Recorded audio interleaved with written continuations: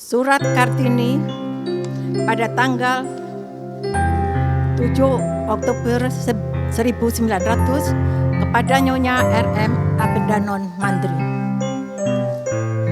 Saya menunggu waktu saya dengan tenang. Kalau waktu itu tiba, maka orang akan melihat bahwa saya bukan benda mati, tetapi manusia. Dengan kepala dan hati yang dapat berpikir dan merasa.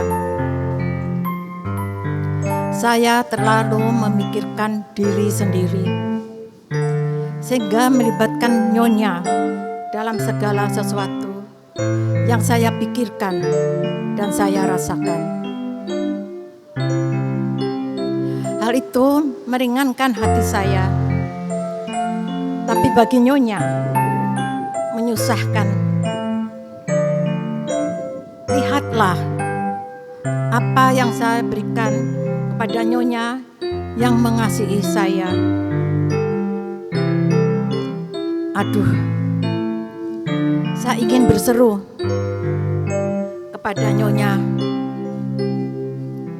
lepaskan saya, jauhilah saya,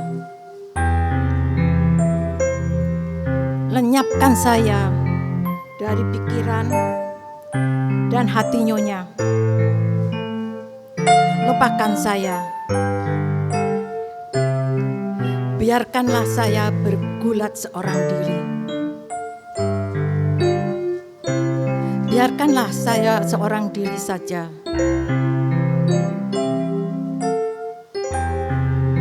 Biarkan saya yang bersyukur bahwa saya telah mendapat simpati Nyonya yang begitu besar. Nyonya telah menyilang jalan hidup saya dan di situ menjatuhkan cahaya dan bunga. Biarkan perjumpaan seperti ini seperti kapal di samudra luas yang silang menyilang dalam malam gelap. Berjumpa, memberi salam gembira, sebentar membekas pada permukaan air, dan sesudah itu habis. Tapi saya khawatir, saya tahu bahwa Nyonya tidak dapat berbuat demikian, walaupun barangkali Nyonya mau. Baiklah, saya tidak membicarakannya lagi.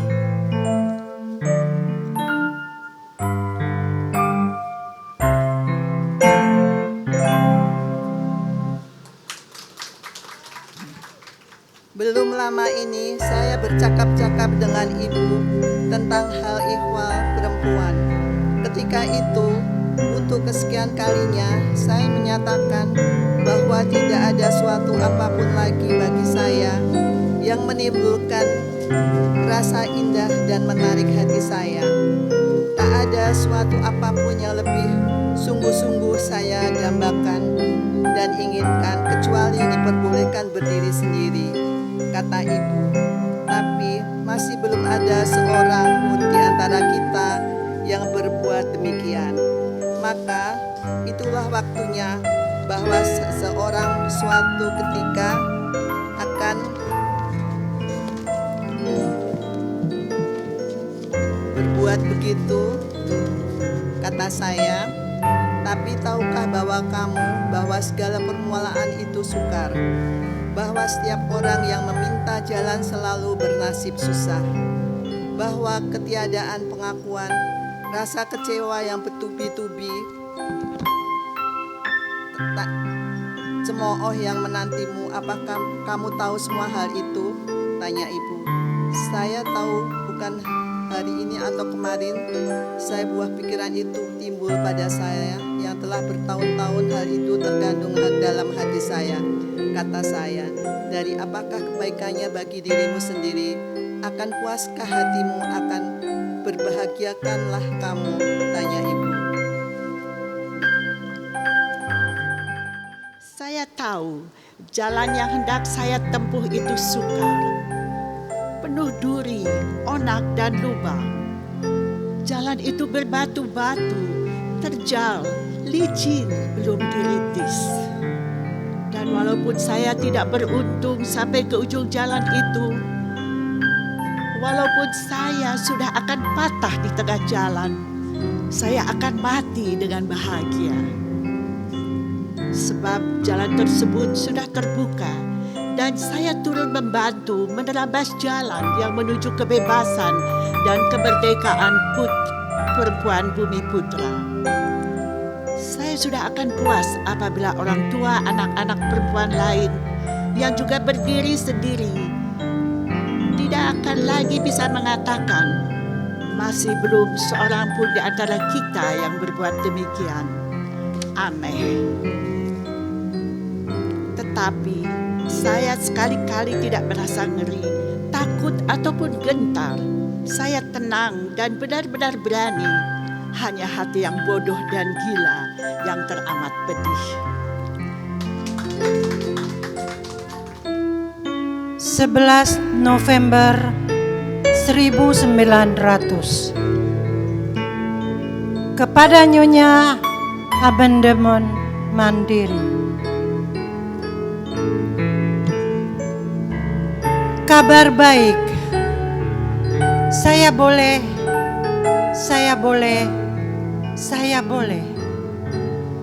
Ucapkan selamat kepada saya. Berilah saya tempat dengan angan-angan kalbu Nyonya. Dan bacalah kebahagiaan saya dengan mata yang berbinar-binar. Nyonya tercinta, saya boleh belajar menjadi guru. Saya telah berbicara kepada ayah. Apa yang Nyonya tanyakan kepada saya ketika Nyonya di sini, sudah saya ceritakan. Dan pendapat ayah benar-benar baik. Bagus sekali. Saya boleh lagi duduk di dalam kelas agar kelak dapat berdiri di depannya. Kalau saya telah memperoleh hak mengajar, boleh dan hendak. Gabungan yang lebih indah tidak dapat terjadi. Dan sanggup haruslah melengkapi menjadi 3 serangkai. Hendak berarti sanggup, bukan? Oh, saya bahagia sekali. Dan saya tahu bahwa Nyonya dan suami bersama saya sangat bergirang hati atas kebahagiaan saya.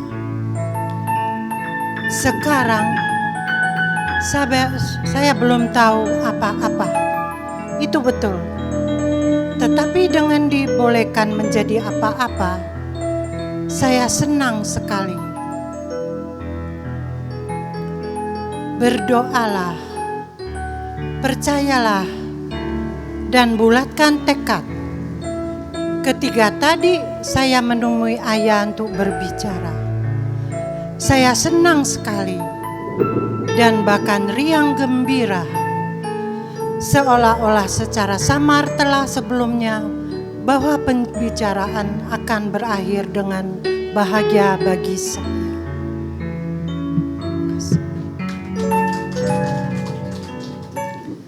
Menurut anggapan ayah saya, pikiran menjadi guru pada sekolah Bumi Putra itu bukan main bagusnya. Betapa ramah dan lemah lembut beliau menyambut saya. Oh, pandangan saya terhadap beliau betul-betul tidak keliru. Beliau kasih terhadap anaknya dan mengerti pikiran dan perasaan anaknya sepenuhnya. Sebelum saya berdiri di tepi jurang, merenung ke dalamnya yang gelap tak terduga, kini semuanya telah lalu telah lalu, kasih sayang telah membawa saya ke seberang. Seluruh dunia seakan ada dalam hati saya, karena kegembiraan yang sungguh-sungguh.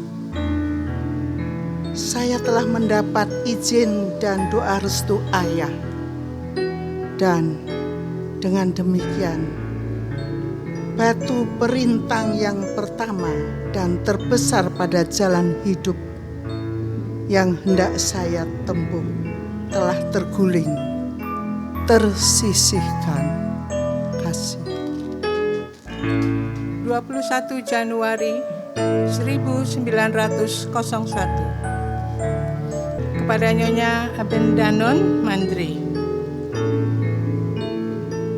Tadi sore kami pergi ke pantai dan kami mandi di laut. Lautnya tenang, menyenangkan, dan sama warnanya. Saya duduk di atas batu karang dengan kaki terjuntai ke dalam air dan mata memandang jauh ke kaki langit.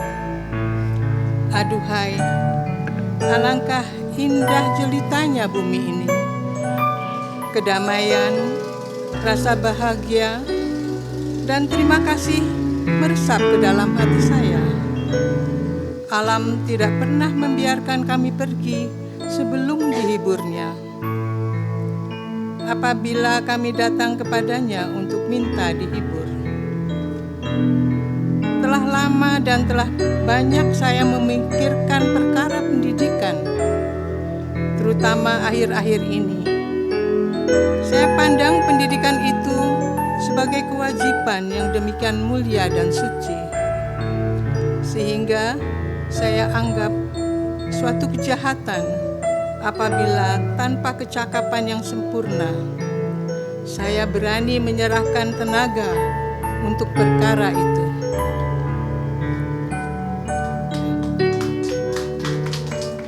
Sebelumnya harus dibuktikan apakah saya mampu menjadi pendidik. Bagi saya, pendidikan itu merupakan pembentukan budi dan jiwa.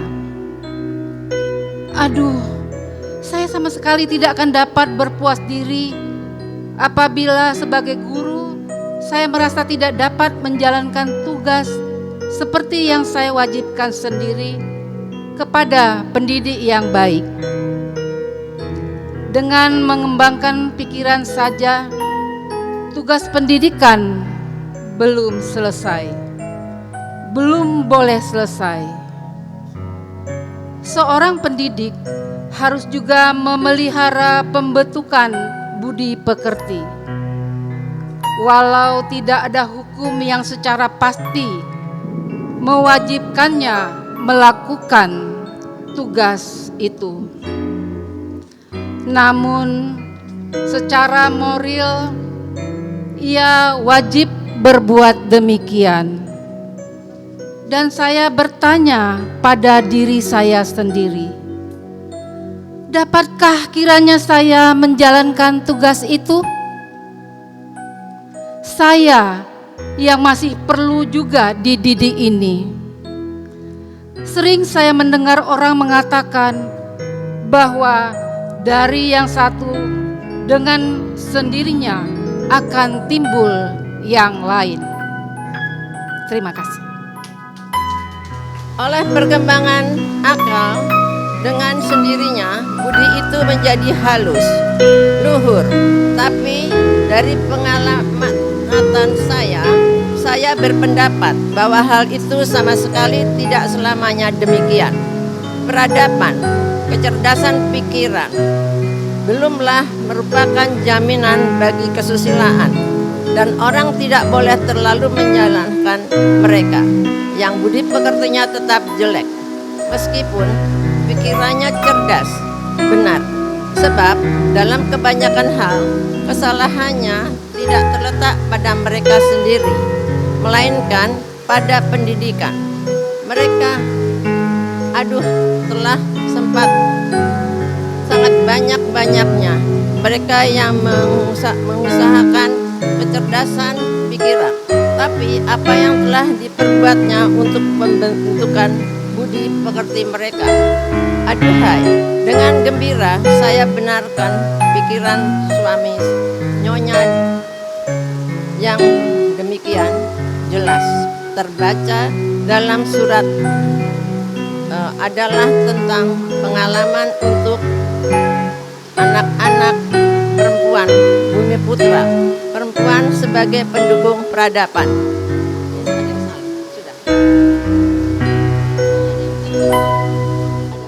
Perempuan yang dianggap cakap untuk itu, melainkan karena saya sendiri juga yakin sungguh-sungguh bahwa dari perempuan mungkin akan timbul pengaruh yang besar, yang baik atau yang buruk, dan akan berakibat besar bagi kehidupan, bahwa dialah yang paling banyak dapat membantu meninggikan kadar kesusilaan manusia, dan mereka sendiri tidak berpendidikan. Bagaimanakah ibu-ibu Bumi Putra dapat mendidik anak-anaknya? Karena itulah maka saya amat sangat gembira atas maksud yang mulia, hendak memberikan pendidikan dan pengajaran kepada gadis-gadis Bumi Putra itu. Sudah lama saya mengerti bahwa hanya itulah yang dapat membawa perubahan dalam kehidupan perempuan. Kaum Bumi Putra yang mendidikan pengajaran kepada anak-anak perempuan akan merupakan rahmat, dan hanya untuk perempuan saja, melainkan untuk seluruh masyarakat.